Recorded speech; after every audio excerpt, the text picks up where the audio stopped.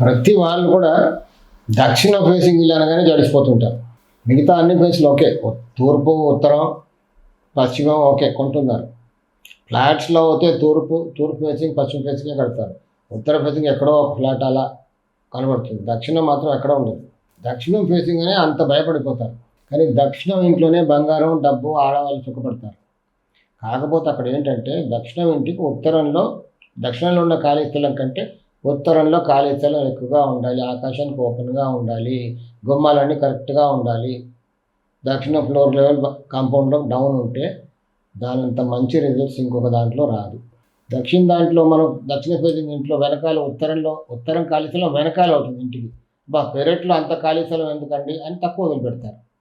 దాంతో ఇంక అన్ని గొడవలే. అందుకే దక్షిణ ఫేసింగ్ అనగానే భయపడతారు. ఎందుకంటే అలా చూస్తే దక్షిణ ఫేసింగ్ ఇంట్లో ఉన్న వాళ్ళు కొంచెం ఇబ్బందికరంగా ఉంటారు. కానీ కరెక్ట్గా ఉన్న ఇళ్ళు చాలా ఉన్నాయి. దక్షిణ ఫేసింగ్ కట్టుకొని నివసించే వాళ్ళు ఎంతోమంది హాయిగా బ్రతుకుతున్నారు. వాళ్ళ ఇంట్లో డబ్బు చాలా ఉంటుంది. చాలా వెల్తీ పీపుల్గా ఉంటారు వాళ్ళు.